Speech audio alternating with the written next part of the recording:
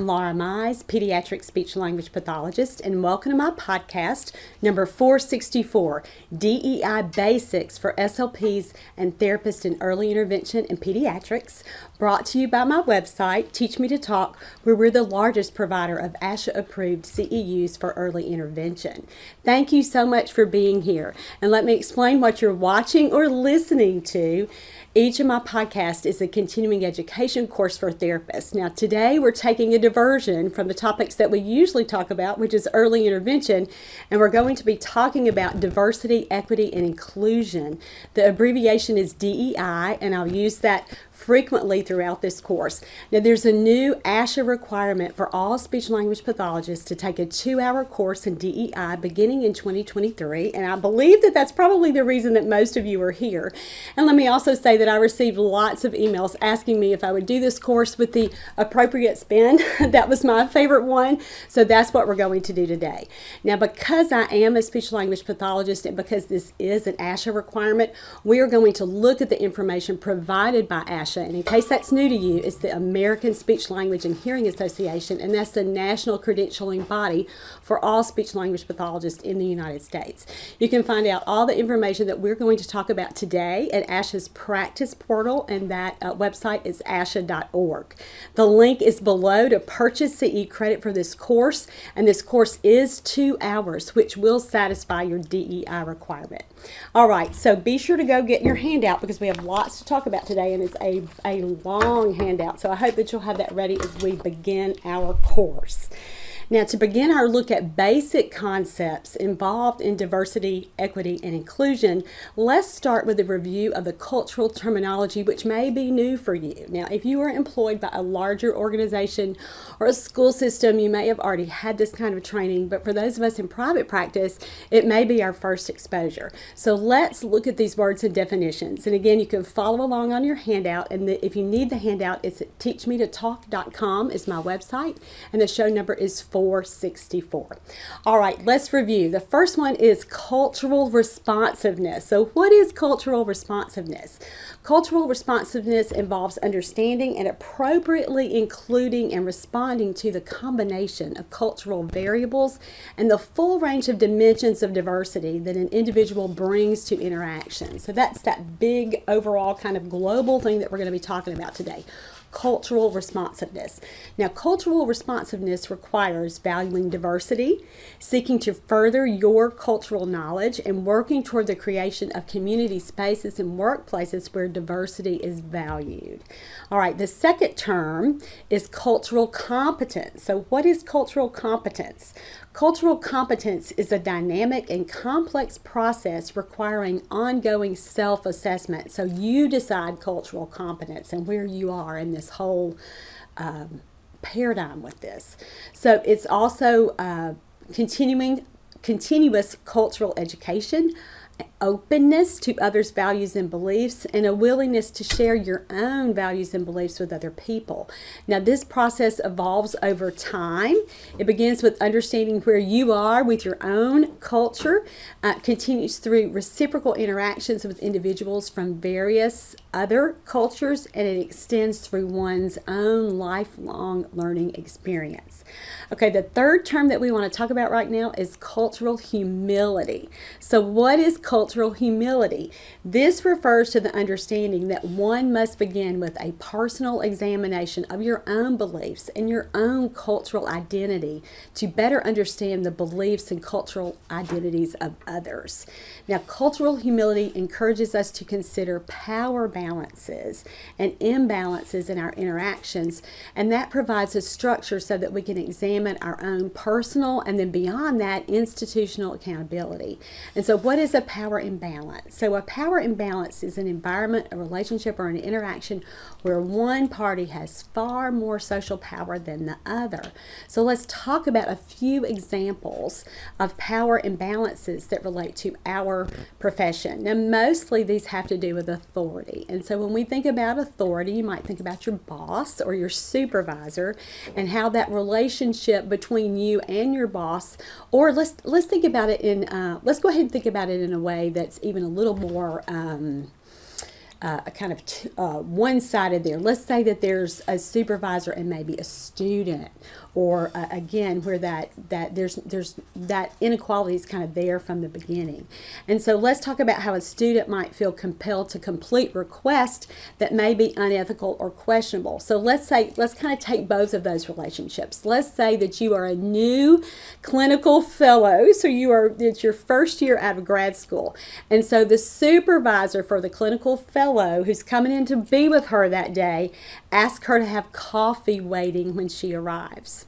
How would that make her feel? How should the supervisor kind of think about that? See, and I think about, if we're thinking about even a boss therapist relationship there, or supervisor supervisee, that's even a little bit different when somebody has to sign off, say, on your clinical fellow paperwork. And so it might be fine to ask your boss, or certainly fine to ask your friend to have a coffee waiting for you if you know that she is going to swing through Dunkin' Donuts or Starbucks anyway, but it's inappropriate for a supervisor to require that. So you have to think about it, and if you have difficulty with that, if you think, no, it's not, we've done this for years, this is kind of what we do, think about it if it were a man and a woman, and that kind of puts it in a different perspective for a lot of women. And so think about it that way. And so does it pass the sniff test? Probably not. So that's what we're thinking about with a power imbalance. We can also see this with the families that we work with client relationships. So let's pretend that we have a therapist who is very domineering and who thinks that her way is always the best way. So what would a parent do in that situation if they were opposed to maybe a behavioral approach that the therapist was using? What if they felt that therapist was really, there was an underlying kind of mean-spiritedness there? What would a parent do in a power balance like that? Well, they may keep quiet because they want their child to continue to receive services, right? But they also might do that with fear that if they speak up, that their child might somehow be mistreated or somehow slighted. So we have to think about those kinds of things. So let's talk about other kind of common power imbalances. What if we're working with a family who's from a culture where eye contact is incredibly disrespectful and even rude during conversation? And so what if we're insisting that their child doesn't make eye contact, and we kind of talk about what a disadvantage that puts that child at, and then the parents don't speak up? Why? Again, because of fear. And they a lot of times don't even really understand, or may not understand, what you're talking about, and again, that cultural difference is there. And so we have to be super aware of this. And when we sense hesitancies with a goal or with a report, we have to ask a lot of questions, and we have to listen. And that's a really good example of cultural humility. And again, cultural humility, just like we talked about with cultural responsiveness and cultural competence, this is a lifelong process of self-reflection. And so because of that, cultural competence requires humility to evolve over time. And again, that begins with an understanding of your own culture and maybe even your own biases. So these terms or concepts, cultural responsiveness, cultural competence, and cultural humility, are all dynamic, complex, and as we've said 4 or 5 times now, lifelong processes. These terms are not mutually exclusive, and they've sometimes been used interchangeably. And I like this explanation that ASHA has given us to kind of differentiate, and we're going to use these terms kind of moving forward. Cultural humility is a way of thinking. Cultural competence is a way of becoming, and a culturally responsive practice is a way of doing. And so we have to strive for growth in all 3 of those areas. Now, our purpose here is not so that we are conforming with today's cultural or societal norms. Our purpose for all this is what? Is to better serve the families that we are responsible for serving.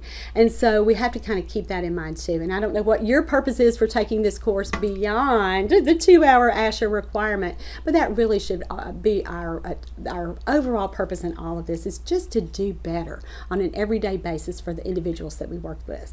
Now, for the purpose of this course moving forward, I'm not going to trip all over myself trying to say all three of those terms. We're just going to use one term, and it's the overall term that ASHA has chosen for this, and it's cultural responsiveness. And so that's what we're going to talk about for the rest of the course. Now, an overall summary statement to summarize the DEI effect on our clinical practices is this one, and it's on your handout, so I hope that you'll take a look at that now. So clinical approaches such as interview style, assessment tools, and therapeutic techniques that are appropriate for one individual may not be appropriate for another. And so when we read this, you might think, that is not an earth-shattering statement, Laura. We all know that, and we practice like that all the time. But we really, again, this is not maybe you're thinking about DEI, that this is something completely new. And again, we're having to kind of conform to all these things that we may not even necessarily agree with. But if we boil it down to this, we know that we never have a one-size-fits-all, right? Especially in early intervention. And if you are like me, and if you've done this job for a while, and you've worked with families for years and years and years, you already know that. We adjust ourselves. We go in and we establish close personal relationships. And when we sense that something is going wrong or that we are missing something there, we take a step back and look at that, or that's what we should be doing. And again, all of the DEI things that we're talking about today really encompass the things that we've already been doing with that, with adjusting how we talk to parents, the kinds of questions that we ask during the assessment process, and especially the therapy techniques we use. We modify those kinds of things all the time, and that is exactly the same thing that we're talking about right now. So it's super important to recognize the unique influence of an individual's cultural and linguistic background, and that may change over time. I certainly have changed things in my career of nearly 30 years over time, and I bet that you have too. And again, it's according to circumstance. And so interactions in the workplace with authority figures within a social context. And so again, all of this is influenced by our work setting, right? And what do we call that? We have a term for this, right? It's called code shifting or code switching, right? We do that already. So for example, the DEI issues for an early intervention therapist who does predominantly home visits is going to be dramatically different from a speech language pathologist who practices in a large university clinic and who has lots of colleagues with different fields, and you're interacting with professionals and different professionals, even that in the context of your overall organization, but not necessarily in your department. And so such changes always require those adjustments. And like we said, we code switch all day long, right? We do it all day, every day. And so how we speak to one family in their home may also be dramatically different than maybe how we would even speak to that same family if they had seen us in a different context or a different environment. So if they had been coming to you in your own private clinic, or if they had been coming to a public school program, certainly we're going to have some interaction and style differences just due to the environmental changes, right? So why should cultural responsiveness be important to us as clinicians and practicing therapists? ASHA has defined 4 reasons that cultural responsiveness impacts a provider. And so let's run through these. First of all, cultural responsiveness will help you respond to demographic diversity. And so I bet you're seeing lots and lots of different kinds of families than you've seen in the past. The range at the beginning of your career might have been quite different than the range now. So again, we're all experiencing that diversity. The second way that cultural responsiveness impacts a provider's ability is by understanding and responding to social determinants of health. We're going to talk about those, SDOH. We're going to talk about those in just a minute. And health disparities as they impact different populations. There's some factors that we're going to discuss that again are eye-opening if you've not thought about that before. But chances are you've thought about it, or else you would not be in this field. The third way that it impacts a provider's ability is by improving the quality of services and health outcomes. So when we're culturally responsive, we do offer a higher degree of just quality to parents, because again, it's not that one size fits all. We're really taking into consideration all the different variables that a child and a family are experiencing as we work with them. And the last thing that cultural responsiveness and service delivery does for a provider is it helps us meet legislative, regulatory, and accreditation mandates. And again, that's why most of us are here, right? All right, so let's look at the second bullet point that we talked about, social determinants of health and health disparities. And this is on the bottom of page 1 of your handout if you're following along. So what are social determinants of health? And again, this is abbreviated as SDOH. These are described by the World Health Organization as non-medical factors and forces in someone's daily life that impact their health outcomes. So where someone was born, where they live, where they work, where they play, where they worship, all of these contribute to health risk and health outcomes. And so the SDOH when we use that, it recognizes that individual and population health, as well as health inequities, are influenced by your physical environment, by your socioeconomic factors, and access to and quality of the health care available to you and your own personal health. And so the U.S. Department of Health and Human Services groups SDOH into 5 domains. And I think this is one that you've probably seen before. And if you are working in a state early intervention program, chances are these are things that you are discussing with your team as you develop your IFSP and as you work closely with your service coordinators. So the first one there is economic stability. And so what is economic stability? Can you afford your life? Can you afford to live? Do you have enough money to pull all those things together? And so again, opportunities for steady employment, that's a big factor, and certainly the affordability of food, housing, healthcare, and education. So that's number 1 is we have to look at that economic stability. Are there enough resources to provide the things that we all need every day? Place to live, food to eat, and again, access to healthcare. The second one is education access and quality. And so does a child have access to high quality services? That would be you, right? Or a program where they can get the therapy services that they need.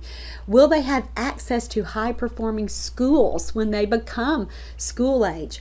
What are the barriers to participation in school? And again, these are things that our service coordinators and social workers discuss routinely with families. And we as speech language pathologists and other early intervention therapists are party to these discussions too, but we have to really kind of go beyond that and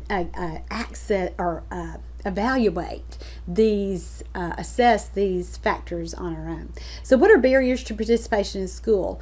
For us, and again, for a school-age child, this is going to look different than early intervention or a high schooler. These kinds of factors are going to look different for the toddlers that we treat. So for us, what would be a barrier to participation in services? Family instability, right? Lack of transportation. That's a big one if a child is coming to you if you're not doing home services.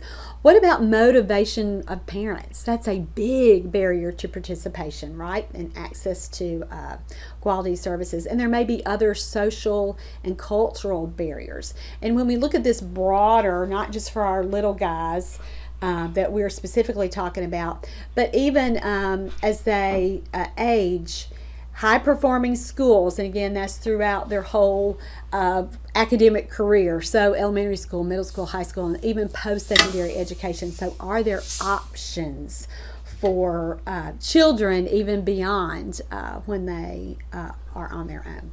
The third SDOH factor that we're looking at here is healthcare access and quality. So access to insurance, access to a primary care provider, access to preventative care, and proximity to qualified providers, pharmacies, and medical supply stores. And so this is a big one for us as speech language pathologists.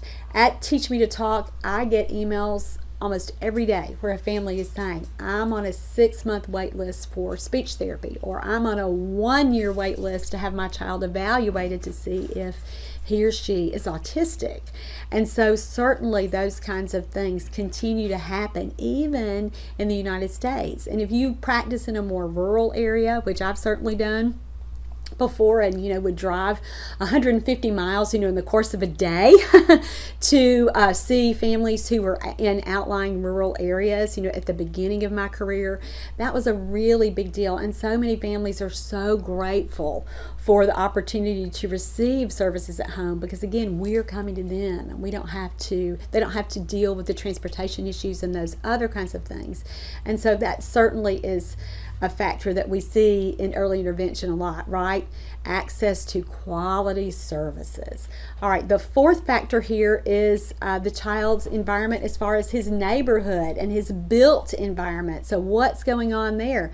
How violent is the community that he lives in? Is this child exposed to crime, even as an infant or a toddler or a preschooler? Let's think about environmental safety. How's the safety of the water? So water safety, air quality, those kinds of things are a big deal. And we certainly have had lots of news stories in the past year with the water issues that happened in Mississippi and that happened in Michigan. And so certainly even the disasters that we saw in Ohio earlier this year are a big deal for families. And so certainly when we look at kind of that hierarchy of needs, if they're living in a place that is unsafe for them health-wise, their child's services as far as speech therapy or other educational priorities are going to fall way down the list when we start looking at the other kinds of real crises that a family might be experiencing. Another factor here would be exposure to hazards such as noise or secondhand smoke. And with all the wildfires from Canada that we've seen this year as well, lots of the U.S. has been covered in smoke. And so that's certainly something that's really relevant to all of us right now. Another point here would be access to healthy foods. So does a family live in a community where they can get fresh foods, or is everything, again, when we think about just a healthy diet, does a family have access to provide that for their child? And then certainly opportunities to exercise. And you may have grown up like me in the 60s and 70s where we played outside, where we had, I saw a YouTube the other day where a lady was talking about, her mom routinely sent them outside and locked the door and they were not supposed to come home till supper time. I didn't have quite that extreme, but certainly we played outside all day, every day. And so many of the families that we see don't even have an opportunity to do that. And so when we discuss that with parents, and they know it's a priority, but again, where they live really, really prevents that. So that's certainly a factor that we need to be considering and talking about with families. And then the fifth one here of our SDOHs that we're calling them is social and community context. So social supports within the community. Does a family have that? If there are no close family members there, do they have an opportunity to build relationships with other people that, again, they're so important for establishing even mental health? Is that consistent contact with other people beyond the people who live in your home with you? The next one is civic participation. So do they have an opportunity to participate in their communities, to vote, to have a say in those kinds of things? Or even if they're not able to do that yet because of the immigration status, certainly can they participate in the groups that are going on within their communities? Is there discrimination? That's certainly a big thing to consider for a family. And even if as we as providers might say no, we don't know how that family's feeling and how they're processing and interpreting the experiences that happen to them. So that certainly is a possibility. What about their workplace conditions? Does dad have to work 3 part-time jobs to pull it together, and he's got a crazy schedule? That is certainly going to impact what's going on with that family. And then again, rates of incarceration. And if you saw took my course with ACEs, adverse childhood events, and the effects that those have on children, having a close family member or lots of close family members who have been incarcerated or who are currently in prison is again a thing that's going to go with that child for the rest of their life. So considering those factors are super, super important.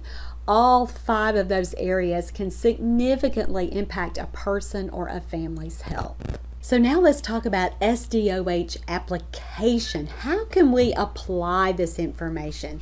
So a person's SDOH may shape their views toward health and health care, and they may influence their access to health services and supports.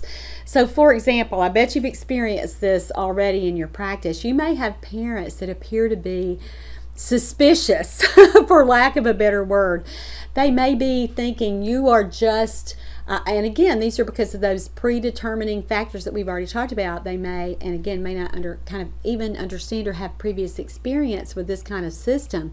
So they may think this therapist is qualifying my child because they need the income, or they need the slot filled in their program. And most of us as SLPs know there are more than enough children for all of us to see, right? And so sometimes that's due, those suspicions or that just hesitancy is due to those factors that we talked about. Now, these are important considerations as clinicians plan our evaluation, our treatment, and our discharge activities and recommendations. And so when we identify and address those factors along with another kind of rating system that we're going to look at now, with a person's functional status and personal goals, we can really create achievable, sustainable, comprehensive plans for our clients. So we have to screen for those factors, and we have to combine the results with community-based resources. This is an important step for providers and for interprofessional teams. And so like our IFSP teams and our IEP teams, these are things that we should be talking about, even as speech language pathologists, and helping a family integrate and access all the services that they need for their child. So if you work in that state early intervention program, this is valuable information so that we can adjust our strategies and provide the very best help possible to meet families right where they are. If you're in private practice, you may not have a mechanism for this, but ASHA has developed some really good resources along with goal examples by diagnosis when we are looking at these factors. So let's go ahead and take a look at this. So SDOH, so social determinants of health, may be captured through the International Classification of Functioning, Disability, and Health Framework. So that's ICF framework. I bet you've heard of that before. And if you are, I bet you've had it in grad school if you're if you're a recent grad. But for those of us who have not had that in formal education, let's take a look at what this is. So the ICF is a classification of health and health-related conditions for children and adults. It was developed by the World Health Organization and published in 2001, so it's been around for a while. The ICF framework can be used in interprofessional collaborative practice and person-centered care. So let's look at it. And again, I bet this is not your first time to look at ICF, the ICF framework. So what are the components? The ICF framework consists of 2 parts. The first part is functioning and disability, and the second part is contextual factors. And so these parts are further broken down in the following manner. So functioning and disability includes the physical part, so body functions and structures, and so this describes the actual anatomy and physiology or the psychology of the human body, so everything that's going on physically. And the next part of that is their activity and participation. So as therapists, we think about that as the current functional status. So what is this? This describes what a person can currently do.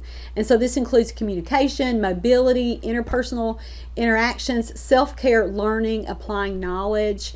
And again, for us, we might think about this is how a child might do on a 5-area global assessment.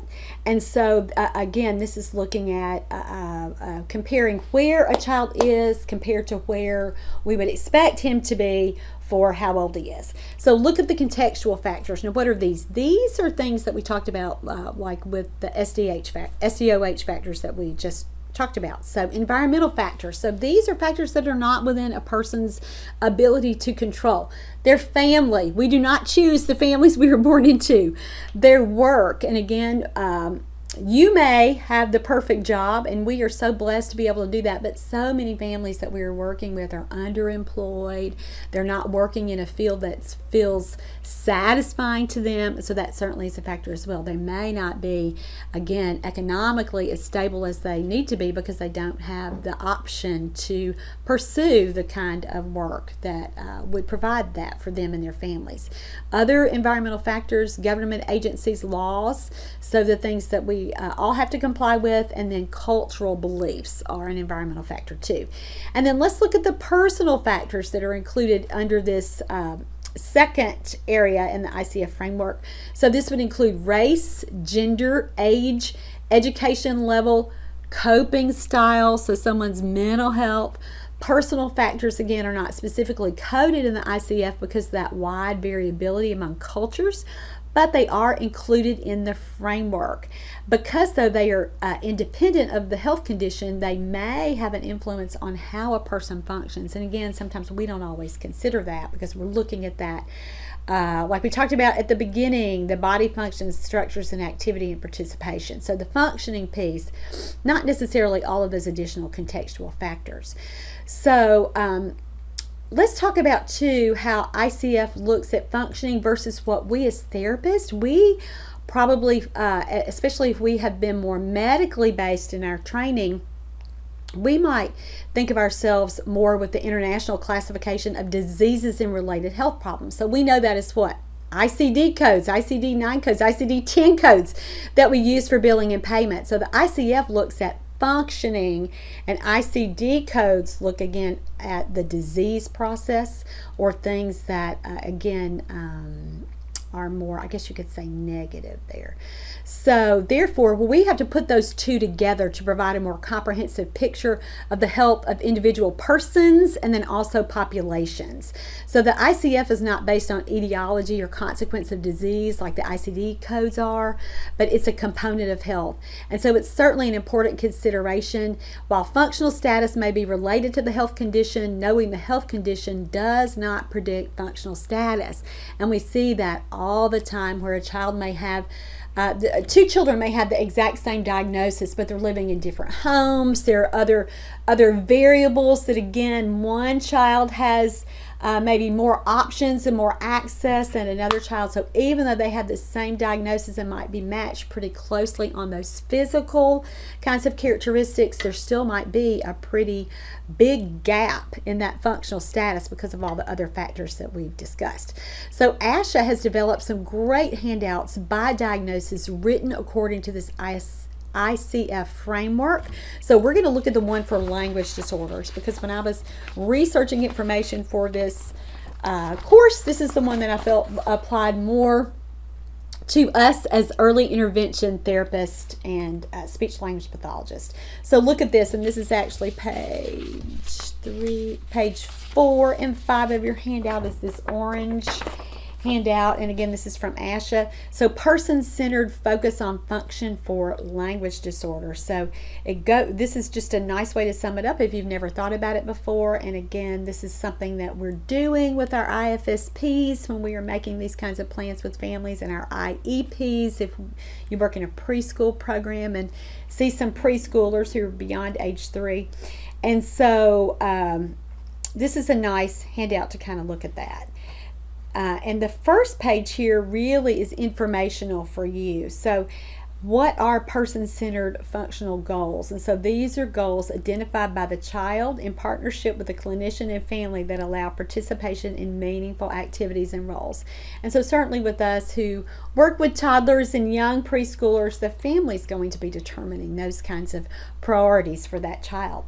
The second section, why target person-centered functional goals? And again, all the reasons here that we all know as therapists. We want to maximize the outcomes that lead to functional improvements. We want our kids to communicate in a better way than they've been able to before. we were involved with that family.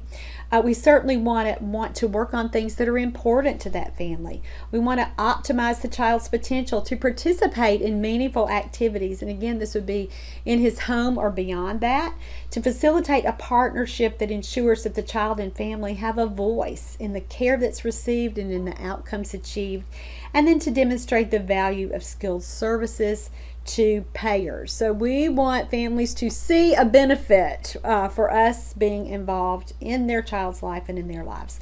And so again, there's some descriptive things here. There's a nice chart that talks about the interrelatedness of the health condition, and then activities and participations, body functions and structures, and then the environmental and personal factors. And those are the things that we just talked about. So the second page is a case study, and I love that the case study little boy is named Johnny. So we look at this for language disorder. So assessment data is here, and so we've got the child's, and again, this is just a case study, so you have his scores, how we did on the self, the PPVT, the EVT, and you can take a look at that, the GIFTA. So we've got all of his stats right there, his assessment results. And then over in the next column, we look at his activity and participation. So what things have his parents decided are difficult for him? What are the problems that they have described? And again, this is totally different than his assessment results. So for example, here Johnny has difficulty making friends and being included in other children's games. He has difficulty joining in conversation with his peers. He has difficulty communicating independently with unfamiliar adults. And so when an adult can't do the heavy lifting, it's hard for him. He's not able to communicate as effectively as he does with his parents or other familiar adults in his life. He also has difficulty telling adults about past events. And then a strength here. He enjoys having family members read to him. And so then the next section, what are the environmental and personal factors? And so you have his biographical data here. He's 4 years old. He attends a Head Start program. He enjoys preschool, where he interacts more often with teachers than with peers. He has, and then you list, he has access to speech language services because you are his therapist. He has a team. And then it goes on to describe his other personal factors. So his living environment, he lives with his mother who has a learning disability and his grandmother who has a hearing impairment. They live in a low socioeconomic neighborhood. And then certainly information about their primary language. And it says here, English is the only language spoken in his home. And so then we look at the clinical reasoning with some summary statements there, and then the goal setting. And again, you can take a look at this for an example, and I think it is a nice way to summarize it. Lots of times you're writing this kind of information in your reports anyway. So this would be a great way for you to kind of organize it. And if you are in private practice and you're just looking at a way that you can tighten things up and have more structure and more, again, make your practices more in line with using some of these established frameworks, that's one that you will probably want to take a look at. Let's discuss starting point for training for cultural responsiveness. So just like every other skill set, you can't just learn about it. You have to be able to apply the set of knowledge and skills to provide services, again, that are uniquely tailored to each individual that we see. So self-reflection is a starting point for cultural responsiveness. And by self-reflection, what do I mean? I mean looking at where you stand with regard to these issues. And so I want to refer you now to a few resources that ASHA has developed to help you self-evaluate your own cultural responsiveness. And these are the last few pages of your handout. Now, we have not gone completely through the first 3 pages, so don't feel like, oh, we're flying. And no, we're going to back up to, I believe that we were probably on page 2 or 3 when we started talking about these other handouts. But I want you to take a look at these last 3 handouts in your handout packet. Now, when I first started looking at these, I looked immediately to see where did this come from? Who is the source on this? And it's actually from early intervention. And so these tools started primarily, and they were developed for therapists in early intervention in childhood settings. And so primarily those of us who do a home health model or a preschool model. And so I hoped it would be really applicable to our everyday practices. more so than other DEI resources, and you may or may not agree with that. I wasn't wholeheartedly sold when I started looking at it, but I do want you to know that this information is available to you. So let's start with the first one, which it says Cultural Competence Check-In, and this one is called Self-Reflection, and this is, again, you can find this on ASHA's website at asha.org. In the practice portal section, and it's again titled Cultural Responsiveness, which is how we are talking about it today. And so we'll look at this together so you can just see what it looks like. If we were doing this course live, I would probably say, let's all fill it out now, but I think that's super impractical on a self-guided course like this. So I'm just going to direct your attention to these. And again, those are right there in your handout for you to be able to take a look at. So, and again, you're going to rate yourself. It's a rating, a 1 through 5, you strongly agree, and a 5, you strongly disagree.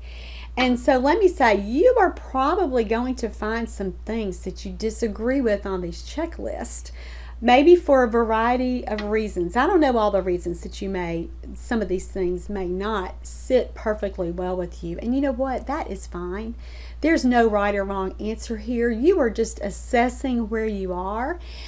Take, for example, if your core spiritual beliefs really clash with some of these points, this is an opportunity for self-reflection so that you can firm up your own position about some of these topics. But at the same time, we still have to maintain professional credibility, right? And we still have to understand cultural responsiveness. And for me, that just, again, looks like kindness, and it looks like loving the people around me, regardless of where they're from, or their skin color, or how they're alike with me, how they're like me, how they're different from me. And again, you can look at how you're going to pull all this together. So, and we're not going to do all of these questions, but let's just read a few. I'm aware of and acknowledge the influence of others' cultural backgrounds. I'm aware of my beliefs and value systems and do not impose them on others. I believe that it's acceptable to use a language other than spoken English in the United States. I accept all levels of acculturation into the dominant culture. And again, you can go down and read the rest of these and respond. I am driven to respond to others' insensitive comments or behaviors. I do not knowingly participate in insensitive comments or behaviors. I'm aware that the roles of family members may differ within or across cultures or families.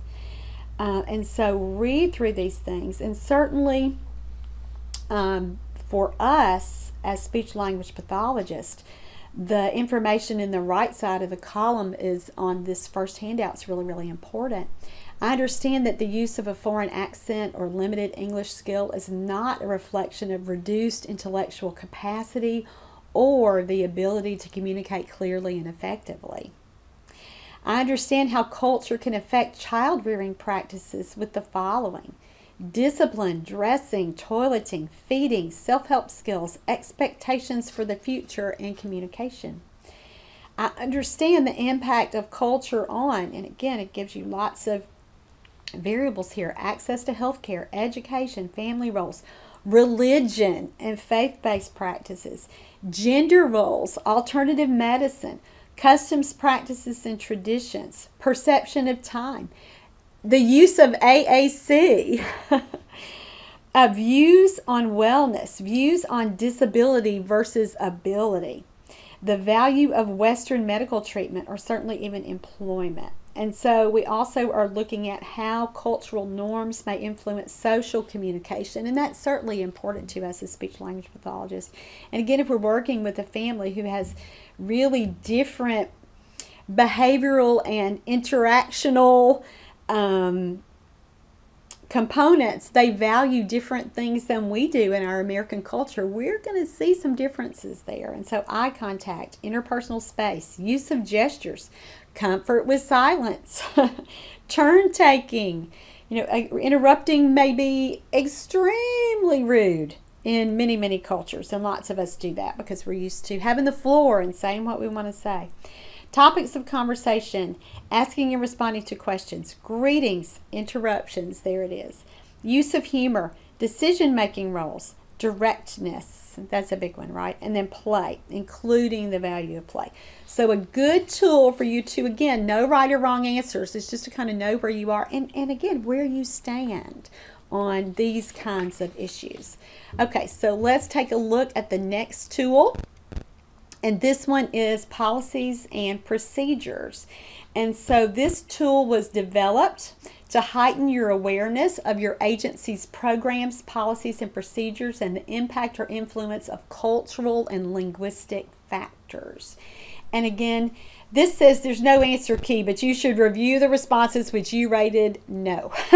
And so this gives you a starting point, and it also lets you know, again, where you stand and how you need to come to terms with your own views, and then how those align with practices so that you are not discriminatory and so that you are inclusive and that you recognize, again, diversity and equality.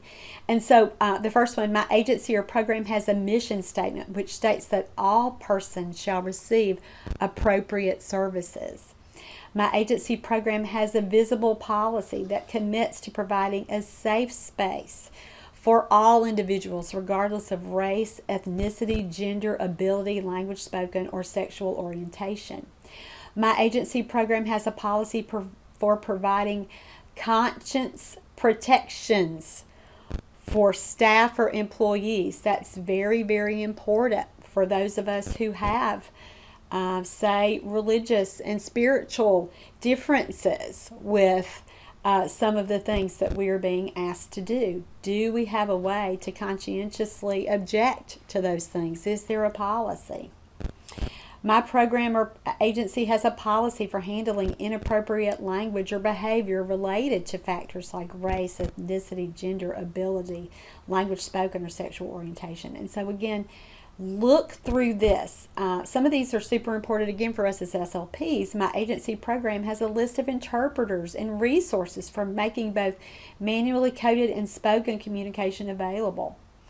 And certainly look at these things and really decide what you can do. Some of these things are out of your control if you are working within a large organization or even a small one. If you're not the boss, you can't always change how things are, how things proceed for the future for your company. But take a look at these kinds of things so that you can know where you stand on these things.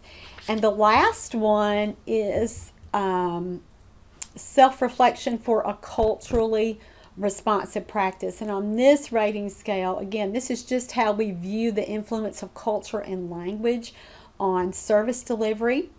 And so you can rate yourself as things I always do, things I sometimes do, and things I rarely do. And so many of these factors here are things that we've already discussed, but just take a look at where you are with these. Again, I think that some of the issues on the right side are probably a little more pertinent to your everyday practice. I consider cultural norms and preferences when we're planning appointments, holiday celebrations, services in the home, community outings, meals and snacks, homework, and recommendations for caregivers. We certainly should be doing that, right? I allow alternative methods of sharing experiences and communication. We're all about that. Any way you can communicate, right? So storytelling, use of props to support the oral tradition that's present in some cultures. I allow for alternatives to written communication, pardon me, which may be preferred. And so again, how do we communicate with parents? We communicate verbally. We model the recommendations. We use, video and audio clips, and we use technology. And then when communicating with individuals whose native language is not English, I use trained interpreters and translators, keywords or signs in their language. I bet you've done that, right? Visual aids and gestures or physical prompts. And so look at this information. And as I said before, you may have some personal beliefs that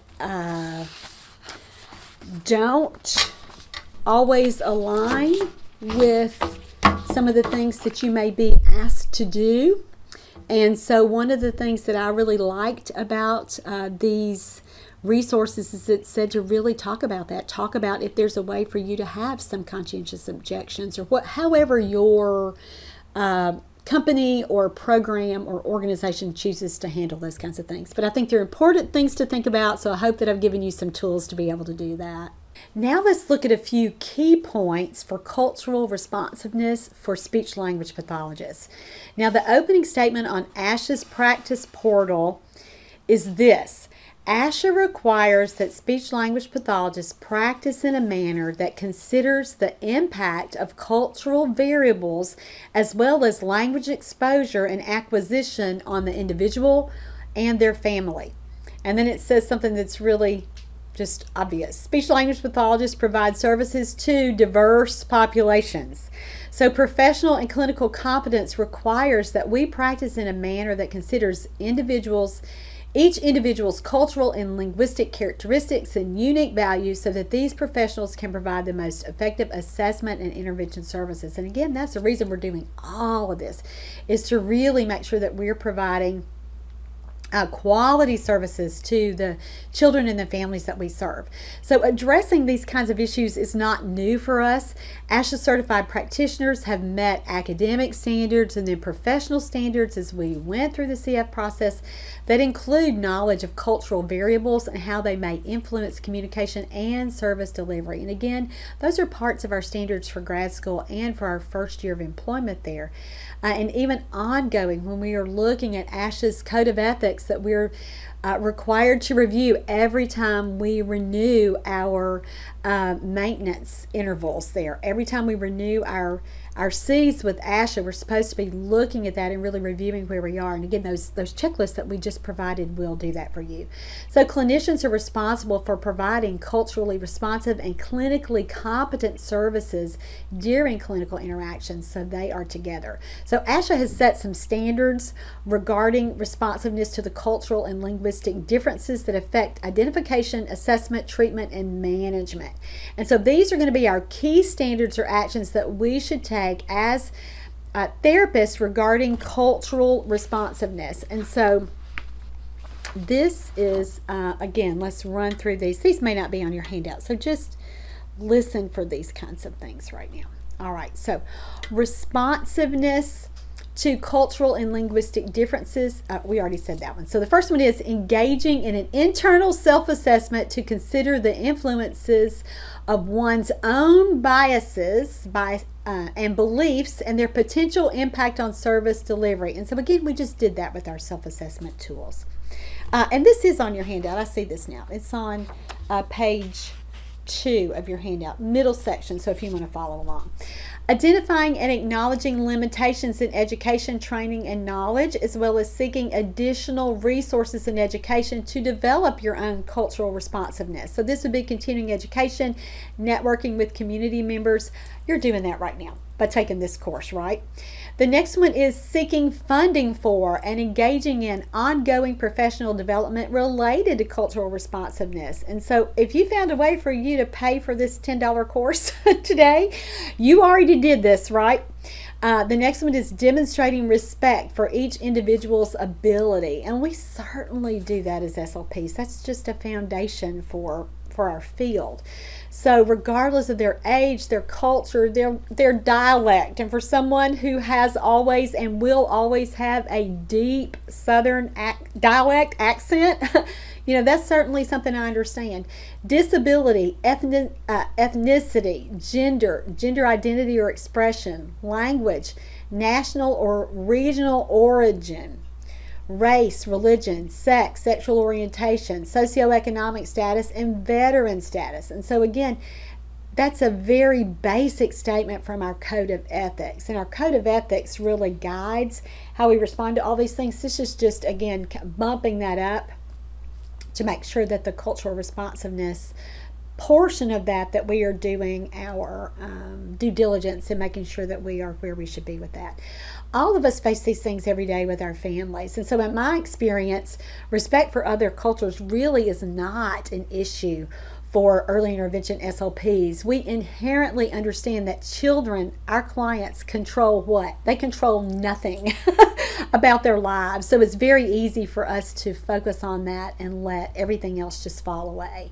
And I think integrating each individual's traditions, customs, values, and beliefs into service delivery, that's super fun for us as SLPs, right? And we do that with families from other cultures as we learn how their families celebrate holidays or the special occasions in their families. And that's so easy when we're providing home services and are in their homes every week. The next key is recognizing that assimilation and acculturation impact communication patterns during the whole process of identification, assessment, treatment, and management of a disorder or a difference. And so let's define those words. Assimilation. What is assimilation? Cultural assimilation is the process in which a minority group or a culture comes to resemble a society's major group and how they assimilate the values, behaviors, and beliefs of another group, whether fully or partially. And the different types of cultural assimilation include full assimilation. Someone moves to a new country, moves to a new culture, and they are all in. They are wanting to learn everything that they can and do everything that they full assimilation. They are folding into that other culture. The other is forced assimilation, meaning that someone else makes them do that or the culture decides that they have to do that. So recognizing that assimilation and acculturation impact communication patterns is just a really big deal for us. So what is acculturation? Let's define that. So acculturation is a process of social, psychological, and cultural change that stems from balancing the two cultures while adapting to the prevailing culture of the society. So how does somebody come in and how do they take their old things and what are they going to do? Which parts of that are they going to learn something new? So are they going to learn a new language, adopt some new customs? Are they going to change how they dress? Are they going to change how the foods that they eat? Will they modify behavior to conform to new social norms versus their previous ones? Will they make friends from people of the new culture?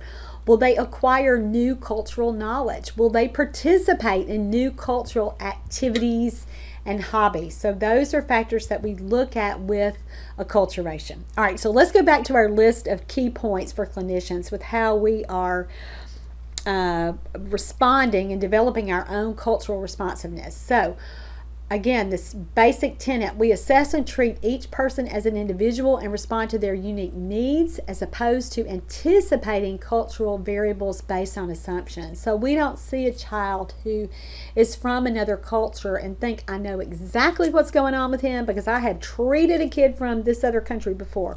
We're not going to do that. Secondly, we're going to identify appropriate intervention and assessment strategies and materials that do not violate a person's individual unique values or create a chasm between the clinician, the individual, their community, and their support system, which would be their family members. And so an example would be, if we know that something is offensive or we anticipate that something is offensive, we're going to avoid that because we don't want to create those situations with our families. A next key point is assessing health literacy to support appropriate communication with individuals and their support system so that information is presented in a health literate format. So can a family access your information in their first language? Can they access information in the best language for them to really, really understand everything that's going on with their child?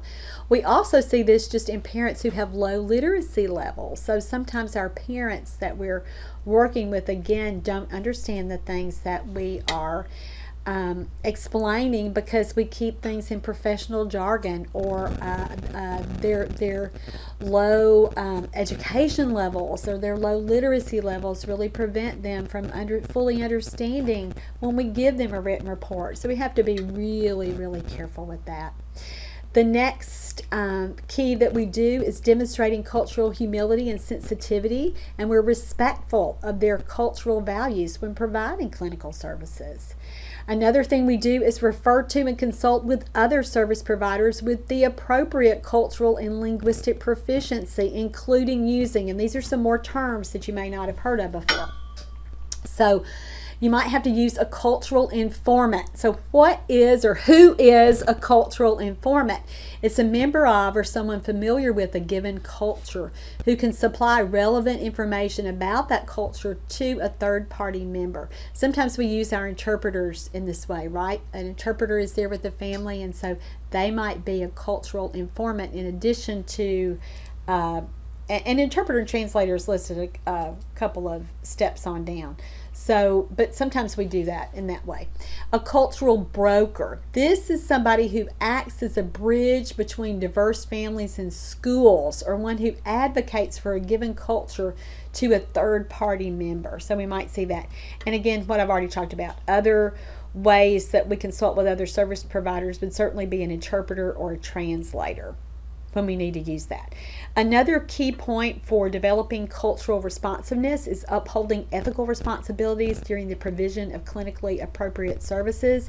ASHA's Code of Ethics was revised this year. We'll take we're not going to be able to take an in-depth look at that, but I certainly want to point you in that direction. I'm going to be doing a course revision on that, so look for that soon. All right, and another key point for cultural responsiveness is advocacy for our clients. And so we have a responsibility to advocate for the children that we serve, for all consumers, for families, and certainly for communities who are at risk for or who are presenting with communication and related disorders and differences. And so what are some advocacy pointers that are specific to cultural responsiveness? Well, this would be collaborating with professionals across disciplines and with local and national organizations so that we are going to gain knowledge of, develop, and disseminate educational, health, and medical information pertinent to specific communities. So if you live in a place where you have a big proportion of a different culture within your community, you already know that. You're already working with those families. And so that's certainly, and again, it may even be, when I've taught live courses in Ohio and northern Indiana, and where clinicians shared that they worked with a large population of Amish. And so even we may not even have to think about cultures that exist outside of the United States to really, we're already doing these things. We're already looking at these things. All right, the next thing might be gaining knowledge and education of high risk factors. So a relevant example for us might be, are we working in a community where fetal alcohol syndrome or there's prolific drug use among mothers? Is that going on in our communities? Are we in, certainly in eastern Kentucky, all those years we lived in Kentucky, that was a really big deal. So we have to know those things as clinicians. And again, this is not something new for us. These are things that, with our boots on the ground, that we've been dealing with for as long as we've practiced. The next one is providing education regarding prevention strategies for speech, language, cognitive, hearing, balance, voice, and feeding and swallowing disorders in specific populations. So what are the kids that are in a particular culture at risk for because of those cultural factors? The next one is providing appropriate and culturally relevant consumer information. So we talked about our marketing materials, not just those reports, but even the information that we're giving out to communities for outreach, for service provision, for education. And we're considering health literacy, the values and the preferences in the community. And the last one is identifying and educating our community partners regarding the impact of state and federal legislation on service delivery. So this is going to lead us right into the review of ethical considerations, and that's what's coming up next. Next, let's look at ASHA's Code of Ethics regarding cultural responsiveness. So the ASHA Code of Ethics, and again, this is what we sign every time we redo our maintenance certificate of maintenance interval, whatever we call that. It contains the fundamentals of ethical conduct, and again, this is described by the principles of ethics and by our rules of ethics. So the principles of ethics form the underlying philosophical basis for the code of ethics, whereas the rules are the specific statements of minimally acceptable as well as unacceptable professional conduct. And so what would the code of ethics have to say about cultural responsiveness? Well, it establishes the responsibility of each of us to provide culturally and linguistically competent services. I've said that how many times now? 4 or 5 times. And to research and avoid discrimination in any of our professional relationships. And again, this is professional to professional or professional client. So discrimination in any professional arena and against any individual, whether subtle or overt, ultimately what? It ultimately dishonors our profession and it harms all those within the practice. So the violation of the code of ethics may have some pretty serious consequences. Not that you just should do these things, but again, these are important for you to know. So that's why we're reviewing what's mandated by our organization. All right, the next natural question for us is, okay, you've told us about cultural responsiveness. We know what it is. We've even looked at those keys. How do we develop it? And so, as we said before, developing cultural responsiveness is an ongoing practice. It involves self-awareness, so knowing where you stand. It involves cultural humility. And it may require SLPs to recognize that we don't know about the language and the cultures of the individuals, families, and communities that we serve. And so as a result, then what do? We begin to seek culture-specific knowledge and experience in these areas. So what do culturally responsive SLPs look like? And here we're on the bottom of page 2 of your handout if you're keeping up.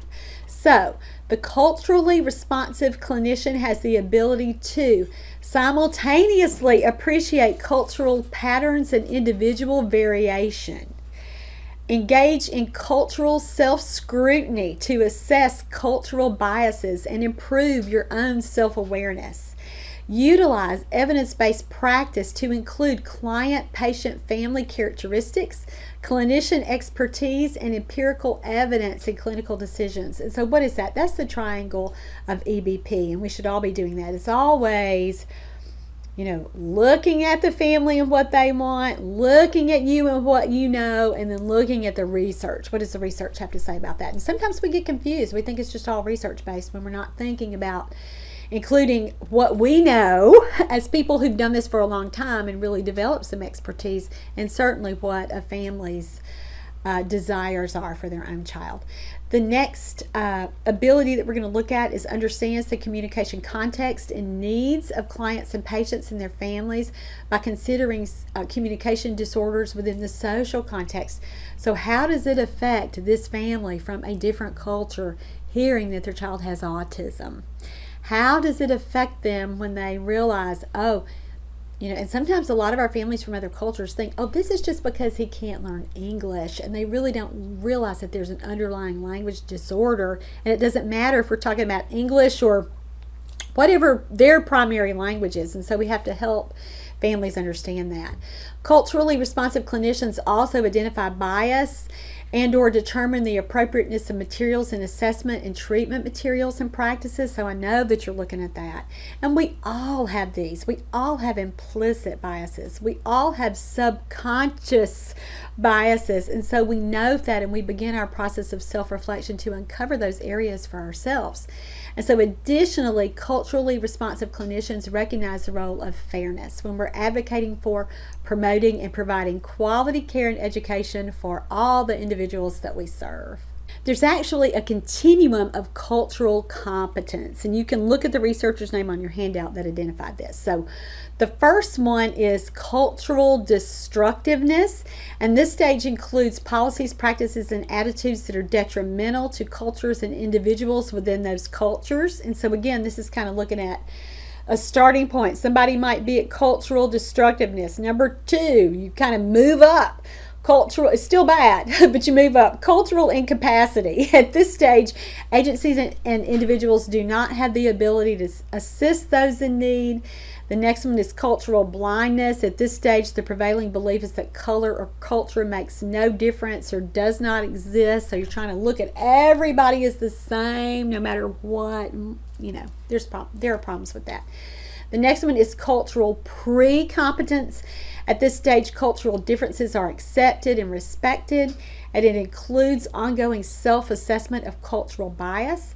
And the last one is advanced cultural competence. At this stage, the individual or agency holds culture in high esteem and works to contribute to knowledge regarding culturally competent practice. So look at that, figure out where you are in that continuum, and then we'll take a look at what we need to do about that next.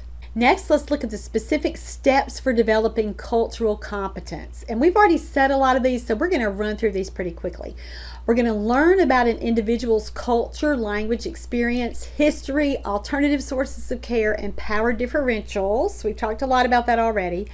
We're going to develop a dynamic definition of what constitutes culture that allows for possible change or redefinition as all the participants grow. So as you learn new information, you are going to change and respond to that.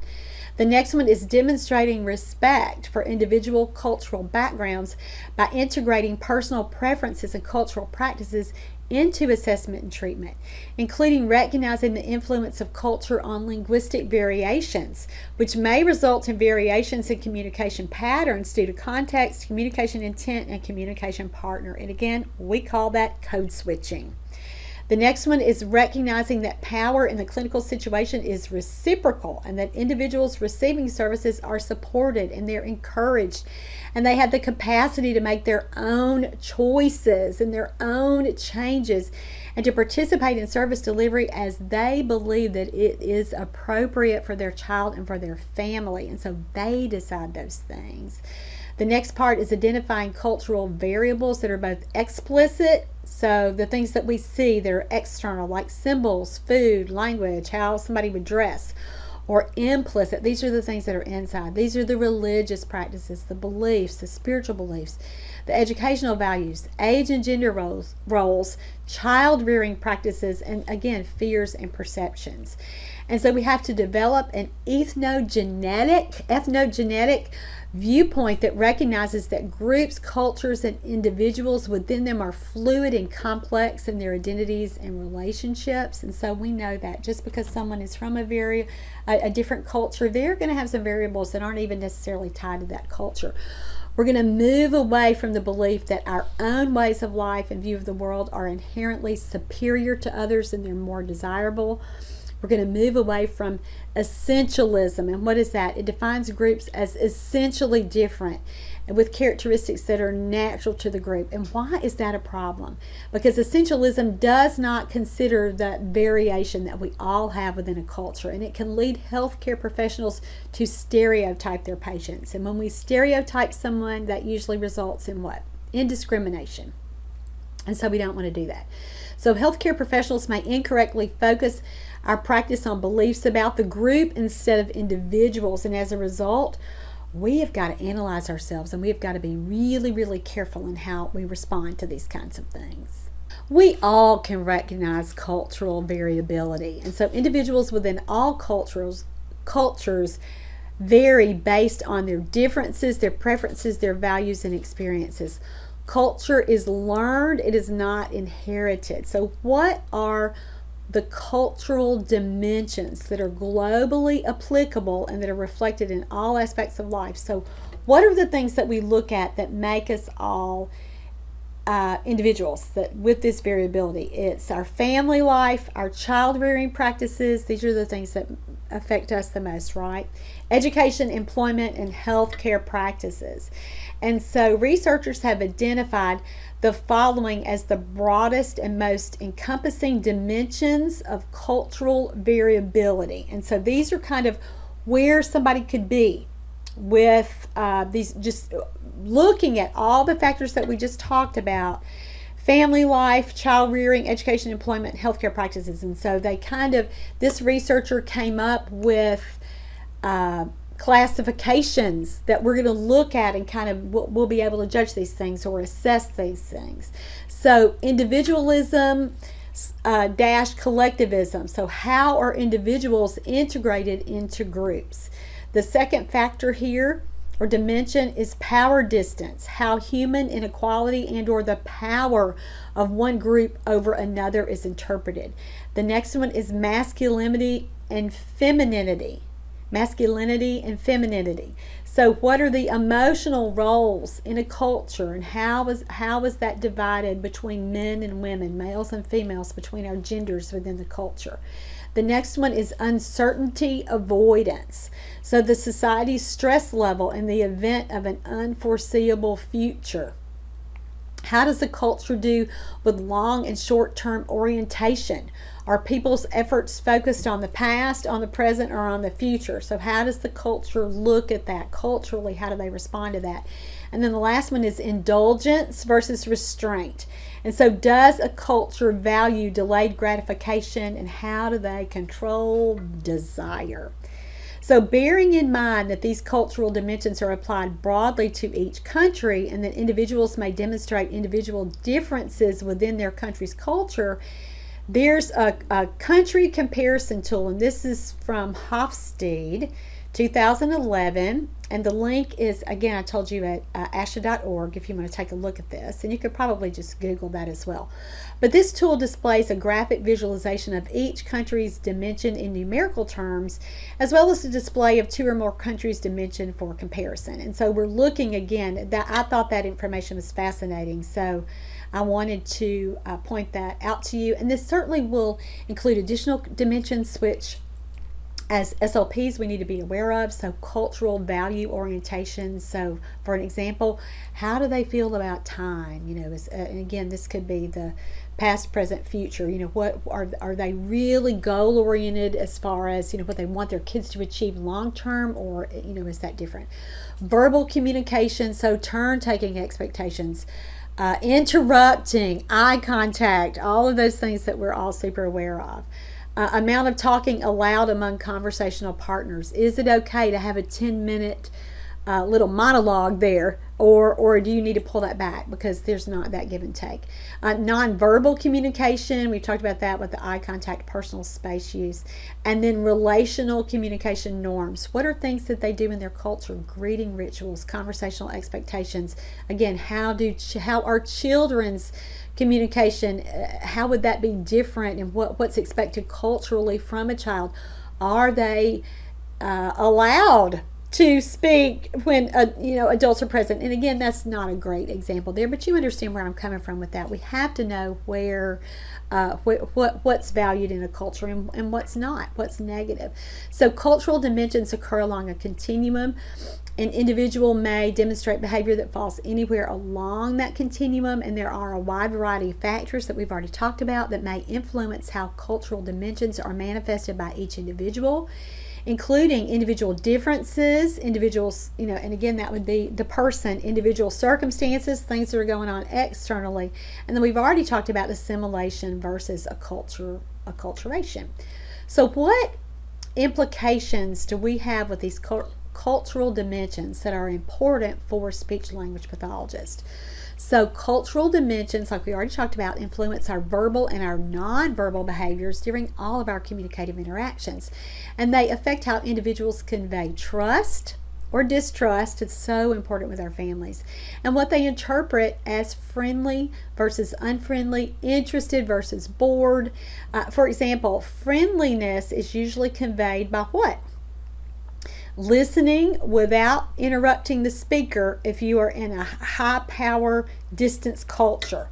So if you're in a culture, again, that really has distinct roles and relationships, and again in regard to power, so who is the authority figure there? Friendliness there is conveyed by not by talking but by listening. And so friendliness in an uncertainty avoidance culture would be using formal and really specific language, so that there's not that, oh, what does she mean? Oh, they're very, very distinct and very specific. In an individualistic culture, friendliness would be conveyed by what? It would be conveyed by talking and having a conversation, so verbally disclosing information. And then in a highly masculine culture, what would be a way to convey friendliness? It would be using what? An assertive style of communication.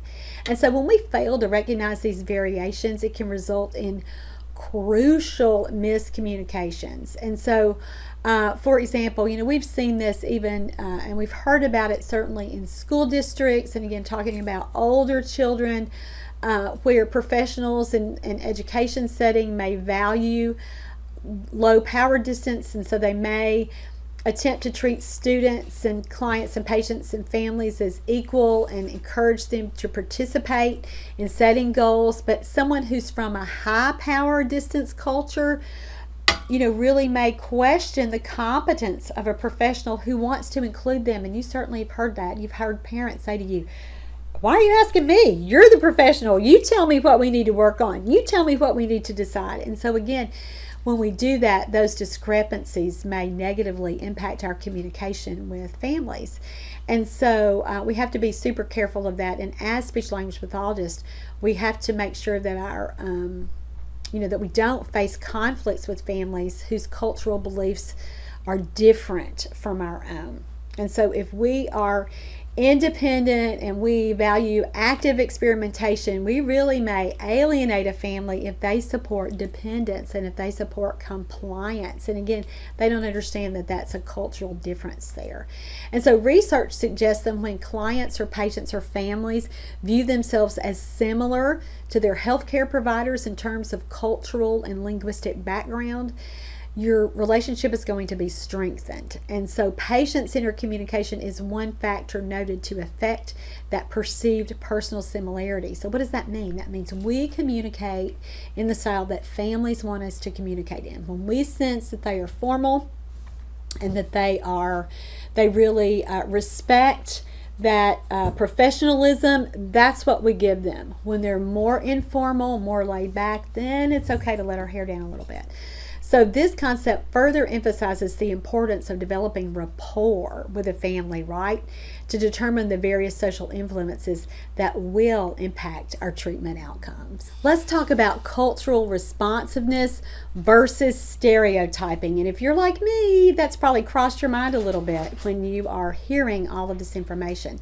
So cultural responsiveness requires SLPs to consider how values and norms are uniquely shaped. So we talked about this before. Even when individuals share common cultural backgrounds, their values can still be shaped by their own individual experiences and their own interpretations of these experiences. So when we stereotype, what are we doing? We're using preconceptions of a particular population, and that may result in inappropriate behaviors, clinical judgments, and decisions that are off target from where we need to be about that person. So for example, let's say that we're doing feeding therapy. So cultural responsiveness during that feeding therapy would include identification of the individual's personal food history and preferences. So when we stereotype during that, what could we be doing to stereotype during feeding therapy? We could make recommendations solely based on the food preferences most often associated with that culture. And so that could be terrible if we are making those kinds of assumptions. So we certainly have to consider that there will be individuality in cultural responsiveness. So we do this a lot. When we evaluate children, we're always deciding if it's a communication difference versus a disorder. And so cultural responsiveness requires clinicians to distinguish that. Is this a difference or is it a disorder? And so we have to, when we are competent clinically, we have to gain sufficient knowledge of that individual's cultural and linguistic background to avoid making an assumption that the communication pattern constitutes a disorder, when the pattern may in fact be reflecting cultural and linguistic variation. And so I think a good way for us to think about this, that's probably an example that you can relate to, is when we think about dialect. So let's say a child from the Deep South moves to the Northeast, or a speech language pathologist from the Deep South decides to upload videos to YouTube and shares that she's a speech pathologist, and people comment on her dialect all the time. you can see that. You can certainly see that. And so we think about those factors. We think about those factors a lot when we're evaluating children, right? Is this something that's a part of a child's dialect, or is this a real communication difference?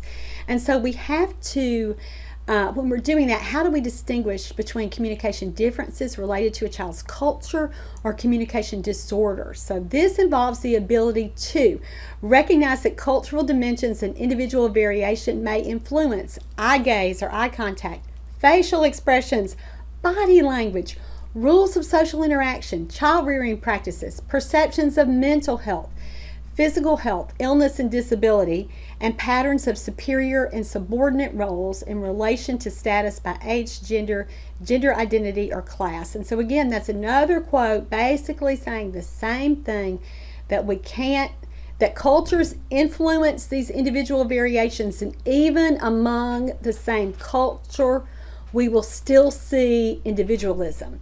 So we have to continue to review cultural and linguistic variables and factors that influence communication to determine if the patterns are consistent with their cultural background or their linguistic background, and again, if this is a true disorder or difference there. And we have to be able to distinguish those disorders from communication differences. So we have to identify a communication difference as a variation of a symbol system used by a group of individuals that reflect and is determined by shared regional, social, or cultural or ethnic factors. And we have to recognize that those variations are rule-based, and it's not a disorder there. And so, for example, again, the accent or the dialect does not reflect an articulation disorder. My vowels are different from your vowels, probably. It's not a disorder, right? And then incorporate the cognitive learning styles of individuals and avoid the expectation of mainstream methods for problem solving and communication. We can't put all children in the same pigeonholes, right? And so let's say one other thing here.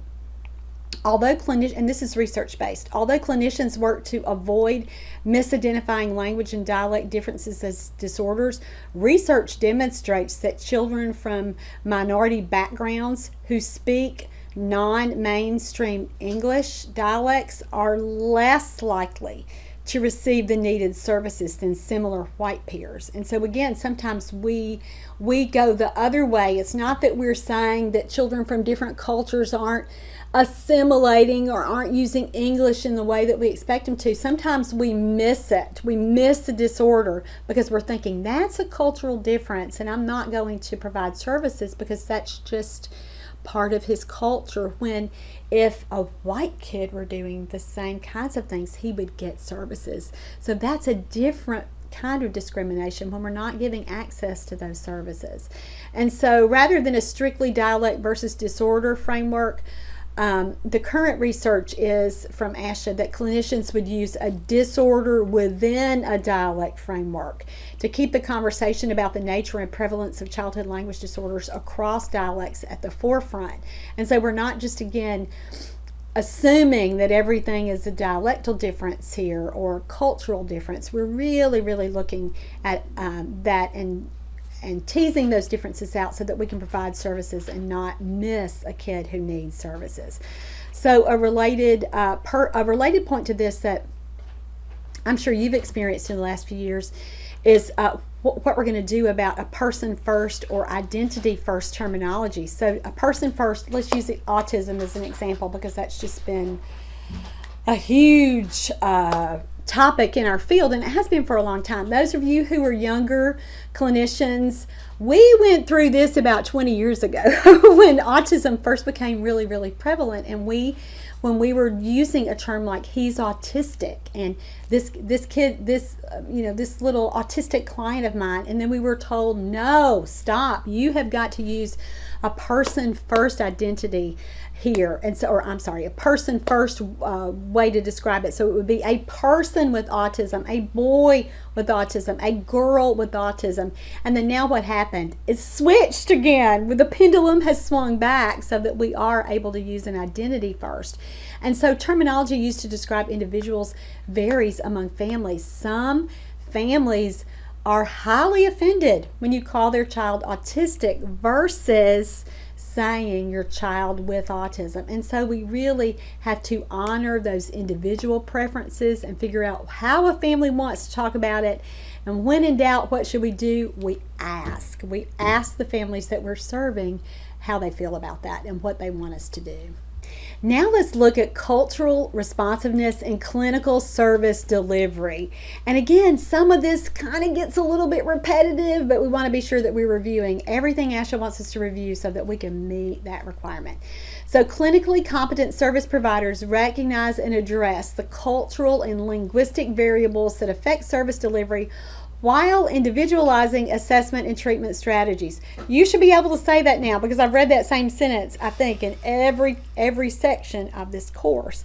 And so what does this individualization encompass? It ensures that when we do that, we are not overgeneralizing regarding a person's cultural or linguistic background. And so when we're saying here, service delivery, what are we talking about? We're talking about identification, assessment, treatment, and then management or counseling. So when providing services, what are these everyday things that we should consider when we're looking at cultural responsiveness? Well, the first one is if the environment setup is inviting. Is it accessible? Will we need to modify scheduling and appointment times due to cultural and individual values that may influence availability?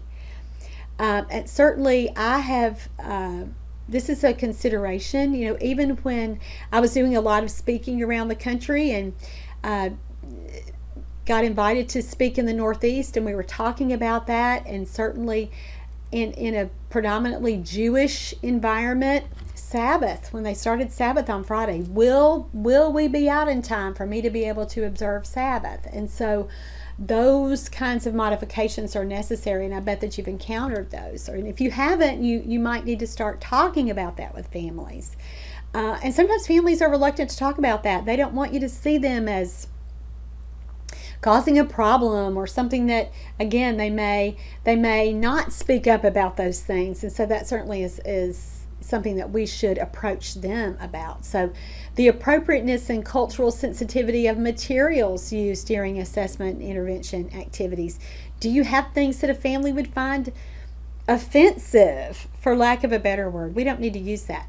Individual perceptions of assessment, possible diagnosis, and intervention strategies. How does that family feel culturally about having their child diagnosed with a speech language disorder? Is that something that's going to be okay for them emotionally and psychologically? So we have to consider that. All right, so those were the general things. Let's talk about culturally responsive considerations during assessment. And again, this is on page, I think we're on page 4. Yep, this is the bottom of page 4 on your handout. So how can we make sure that we are culturally responsive during an assessment?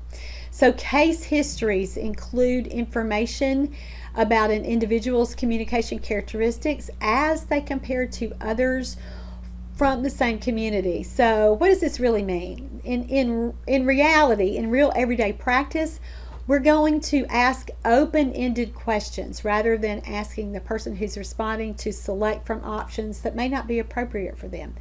The next thing we're going to do that we've said over and over, we're not going to make assumptions about an individual or a family based on just their general cultural, ethnic, or racial information. And so we're going to actually take that case history process really, really seriously and gather specific knowledge based on the diverse views that may be represented.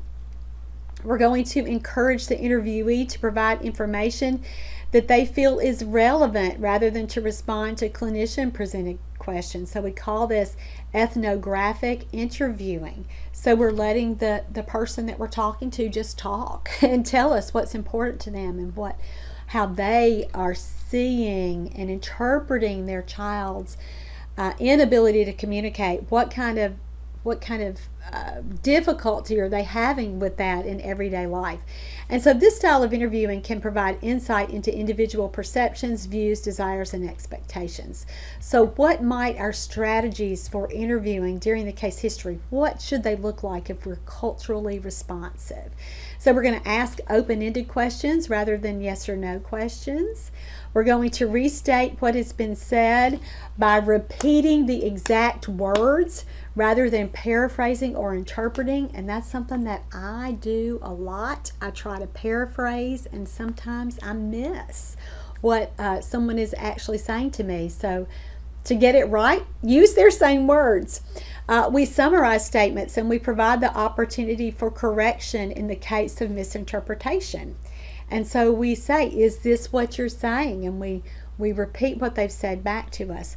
We avoid multiple questions posed in rapid succession and or multi-part questions. And so we as SLPs in our hurriedness to get through, let me just get all these questions out of the way so I can start the real part of the assessment, which is how I look at this child. And, again, we want to avoid that. We want to avoid leading questions that tend to direct the person to a specific response. And we avoid using why questions, because why questions sound judgmental and they may increase defensiveness in a parent. So now let's talk about assessment tools and what we can do to be culturally responsive. Under most conditions, the use of standardized tests alone is not a comprehensive approach to determine whether an individual has a communication disorder. And guys, that's true no matter race, ethnicity, gender, culturally, what's going on. Standardized tests alone are never going to give you the full picture of what's going on with the child and his or her family. So another part about standardized tests is the test scores are invalid for the test taker if they're not represented in the normative group that they used for standardization. And even if the test is administered as instructed, if the child who is taking that test, if he was not reflected at all in the standardization sample, those results may not be valid. And so in these cases, standardized tests can't be used to determine the presence or absence of a communication disorder, but we're still going to test. Why? Because we're going to get valuable information descriptively about what the child can and can't do. So we're going to learn about his abilities and his limitations in the language of the test. So for example, if you give the test in English, you are assessing what? The child's ability to understand English, not the child's ability to understand language. Formal test environments and assessment tools may be unfamiliar to individuals who have not had exposure to mainstream educational context and to the culture of testing. And again, that's verbal and nonverbal components. And here we're talking about not only kids, but parents. Sometimes they don't even know what a speech therapy assessment, what that whole visit's going to look like.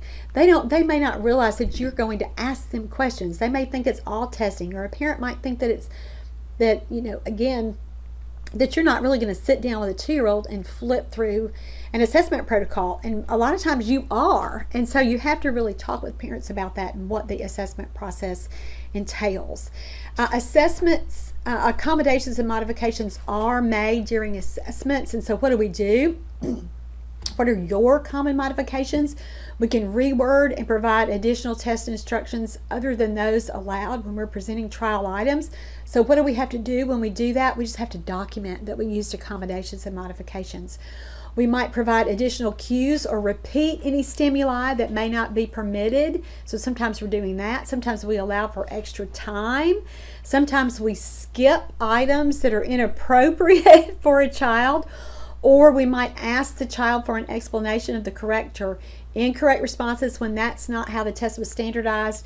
Or we might use alternate scoring rubrics. And so again, there can never be a one-to-one translation for test items, and you've probably noticed that even when you use an interpreter during testing, your interpreter may go, I don't know how to say that, or this isn't quite as close as we need it to be. Languages vary across many factors, including the order of acquisition of vocabulary, morphology, and syntactic structures. So the grammar is different, the word order is different. And so well-developed standardized tests are difficult to find for individuals who use a language other than or in addition to spoken English. And so you may have to do, again, some digging to figure out what to do. And we talked about before that our best bet is to talk to another provider or another person who has experience with that particular culture. It is our responsibility during assessment, when we make accommodations and modifications, that we document what we did for that. All right, that's all for assessment for cultural responsiveness. Let's move on now to treatment and the things we need to do. Let's talk about culturally responsive considerations during treatment.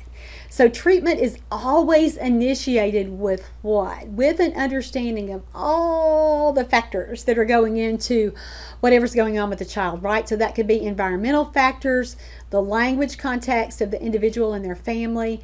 And again, every effort should be made to minimize or remove any barrier. And that would be a physical barrier, a cultural barrier, a linguistic barrier, or an institutional barrier to intervention. And so we talked about that at the beginning. The things that we do, what might be a barrier to intervention for a particular child. And again, for sometimes it's something like you're a center-based service and your kid can't get there, so they have a barrier, environmentally like that because they don't have transportation. We said sometimes just a real practical barrier for a lot of children that we see is parental participation. Parents aren't in it. And so again, sometimes that's a cultural factor.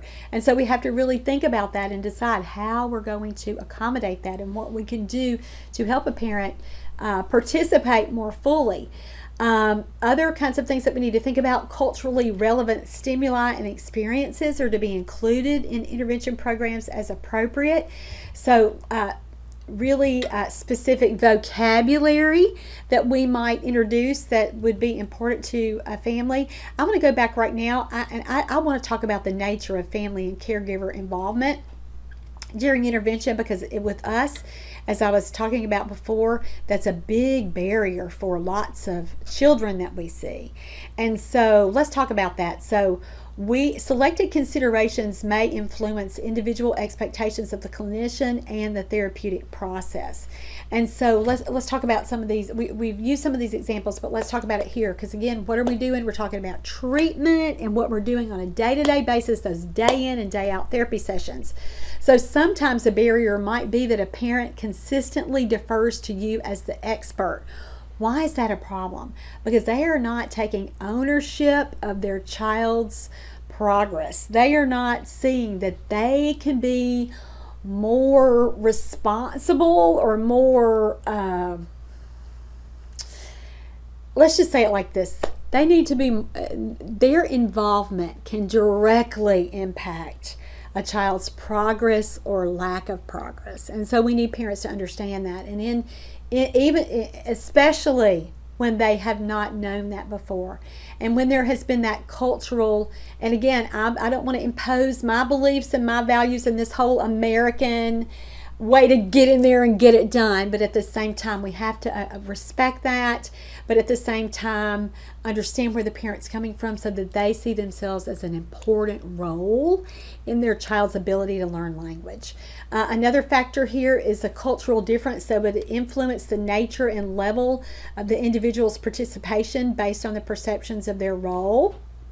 And so again, a mom who's from a culture where women aren't as assertive, that might certainly be something that we see and would adapt to. Therapy techniques that promote behavior patterns inconsistent with family values. And so again, if there's a cultural difference where we always keep talking about eye contact and things like turn taking, and even things like children who, there might be some situations, and again, I'm not going to say any specific culture, where a child is seen and not heard, or where talking to an adult in the context of say, where other adults are present and children are not usually present, there are going to be some things that you have to navigate through that.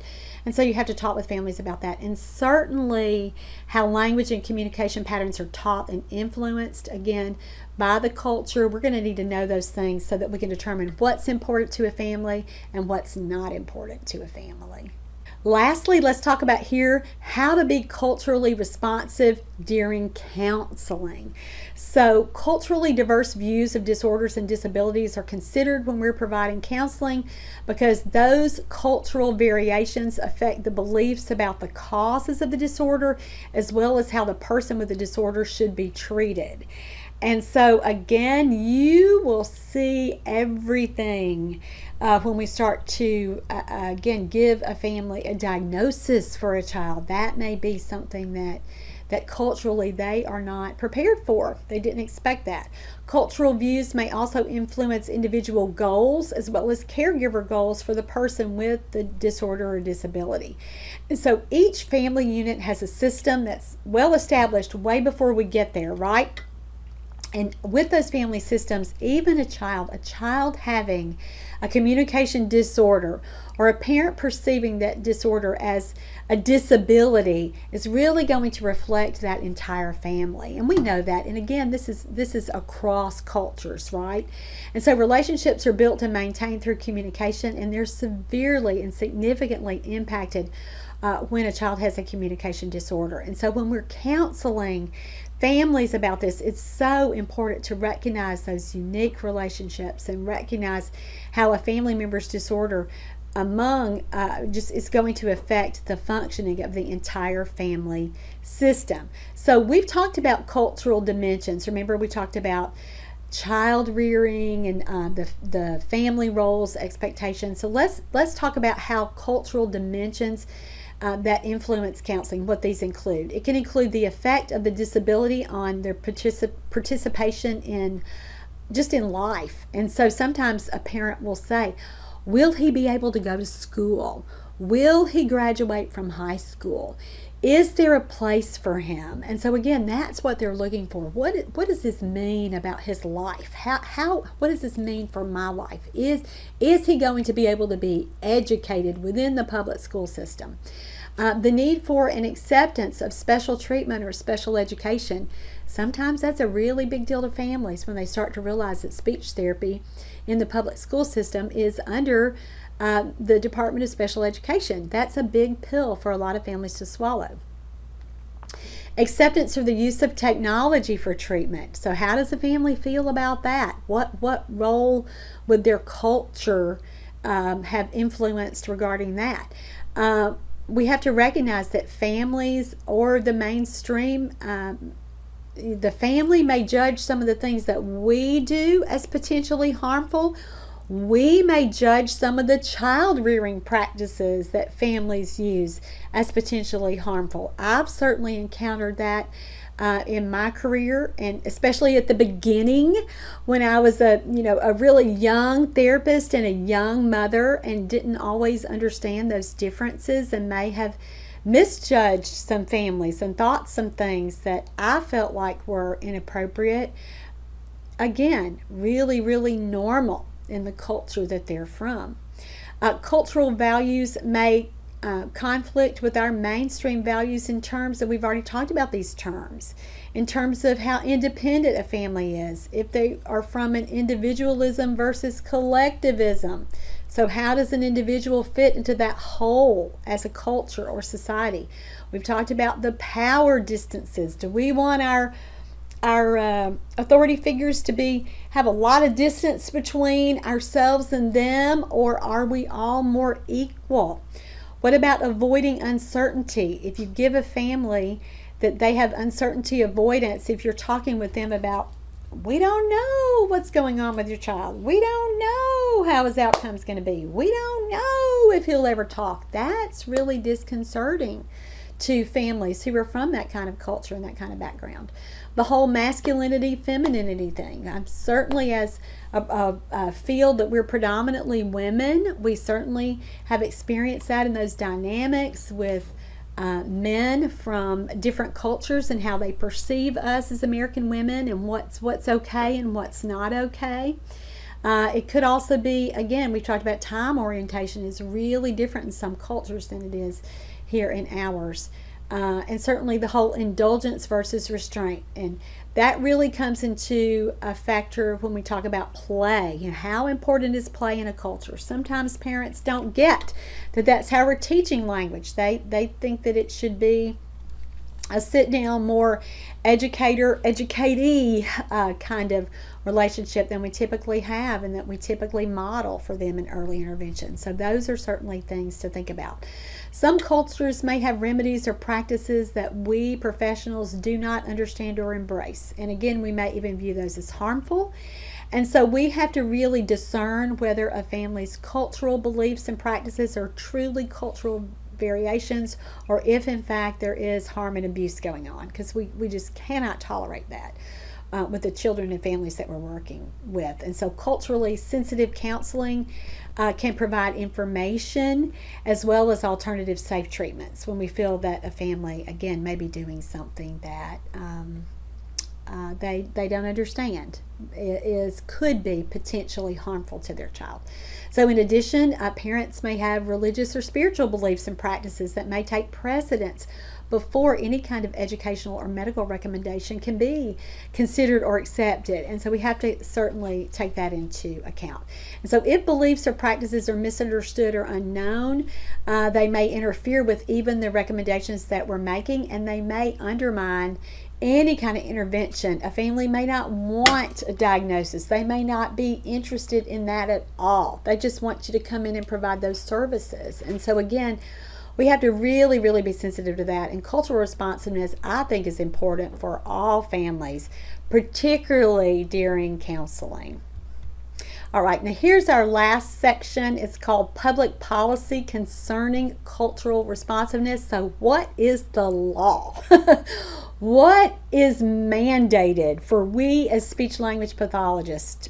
What must we do? So there are a number of laws and regulations that have implications for culturally responsive provision of audiology and speech pathology services. And so we're going to briefly look at what these laws are. And this is just, again, a snippet of information, but I just want to be sure that you have it when we're looking at this, because I think it is important to know what's legal and what's not, and what you are required to do and what you don't have to do as, again, a part of looking at this. So ADA, that's our first one, American Disabilities Act, right? The ADA is intended to protect persons with disabilities and to guarantee them access to and participation in society.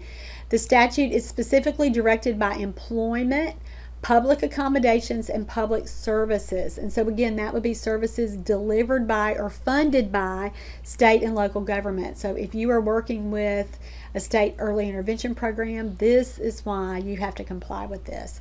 And so certainly these statutes also apply to public transportation and to telecommunication. And so to be protected by ADA, who falls under that? Who do these laws apply to? One must have a disability. So that's defined by the ADA as a physical or mental impairment that substantially limits one or more major life activities, having a history or a record of such impairment, or to be perceived by others as having an impairment. So that's when you're protected under ADA. So what does the government have to provide for you? What kinds of things must you have? What kinds of things must businesses be able to provide for an individual with a disability? So that's what ADA entails. The next one is the Equal Educational Opportunities Act. And again, this is of 1974, so we established this a long time ago in the United States. All children enrolled in public schools are entitled to equal educational opportunity without regard to race, color, sex, or national origin. And again, this is how we think about fairness or non-discrimination. No matter what's going on with the child, if they are enrolled in public school, they have and are entitled to and education, and that's what we provide for them. The next one you may not know as well is Executive Order number 13166, and this is from the year 2000, so 23 years ago. It requires federal agencies to examine the services they provide and identify any need for services to those with limited English proficiency, and to develop and implement a system to provide those services so that the persons with limited English proficiency can have meaningful access to the information that we are trying to give to them. So this is applicable to healthcare providers who receive federal funds. So if you are in a state early intervention program, that would affect you. If you are billing Medicaid or your state resource there, that would affect you. So again, we have to, when there's limited English proficiency, we have to do everything that we can to provide the information in the family's language so that they can make better decisions for their children. That's how it all boils down to. All right, the next set of laws here is FERPA. And so what is FERPA? The Family Education, I wish that I had written it out. I thought I would remember, but FERPA. It protects and this is akin to HIPAA, but within the educational system, so public school system. So it protects the privacy of student education records. So the law applies to all schools that receive funds under an applicable program from the Department of Education. FERPA gives parents certain rights with respect to their children's education records, and those rights transfer to kids when they're 18 years old or attend a school beyond the high school level. So FERPA is really, really important for privacy. Our main thing with FERPA is release of records, right? And what's available to a parent. Can a parent have access to their child's records? What can parents, what are they allowed to know? And so materials in this record are to be provided in a manner that is culturally and linguistically accessible so that all individuals understand their rights. And that's certainly something that we cover with IFSPs and IEPs, right? The next one is HIPAA. I mentioned that already. HIPAA, and again, that's privacy. Your health information is protected because it's private. So that HIPAA, and if you worked, again, for as long as I have, HIPAA was a really big deal when this was established. It requires the establishment of national standards for electronic healthcare transactions and national identifiers for providers, health insurance plans, and employers. And so it gives individuals who are aged 12 to 18 the right to privacy. The provider must have a signed disclosure from the affected person before giving out any information on provided health care to anyone else, including the patient's parents. And so again, that's a problem for some families and for some parents. And I totally understand that. The provisions also address the security and privacy of health data, and materials are to be provided in a manner that is, again, culturally and linguistically accessible. So parents can access the information about their children and individuals so that older children too can understand their own rights. Okay, let's look at the next one. Is IDEA from 2006. It made significant steps toward addressing problems with inappropriate identification and disproportionate representations of children with disabilities by race and ethnicity. And so IDEA requires states to review ethnicity data in addition to race data to determine the presence of disproportionality. So what is disproportionality? That means that there's a group that's overrepresented or underrepresented in when we're looking at special education programs relative to the number of the overall student population. So if there's a significant disproportionality, if it's determined, the state is required to review and revise the policies, procedures, and practices. And the local education agency is required to reserve the maximum amount of funds to provide services to local children in the groups that were significantly over-identified. And so, again, what are we saying? We're saying that bottom line here for us as clinicians, we don't want kids missed. We want every child who needs our services, who is having difficulty understanding and using language. We want every child to have access to those services, regardless of the family that he was born into, regardless of the color of his skin or the nationality or whatever factor that you want to do. So that's what we want to do. And we want to make sure, again, that we also don't have any population that's overrepresented, so that we're not classifying communication difference as a disorder, or we're not, again, stereotyping with regard to race or any other factor that you would have found with this. All right, the next one is the Patient Protection and Affordable Care Act, so Obamacare. So it addresses the expansion of health care coverage to populations that may have not been served in the past, explicitly linking health literacy to patient protection, and then offering the funds or grants for those programs to increase cultural responsiveness. So with the Affordable Care Act, and again, as far as lots of these laws, relatively newer, it uses specific language regarding patient-provider communication. We have to communicate health and healthcare information clearly. We have to promote prevention, especially in populations that have not had access to high-quality health care. We have to ensure equity and cultural competence, and again, deliver that high-quality care. All right, the last law here that we're looking at is Title VI of the Civil Rights Act of 1964. And so it was updated in 1989. And so this is a discrimination law. And so in any federally funded program, we cannot have discrimination on the basis of race, color, or national origin.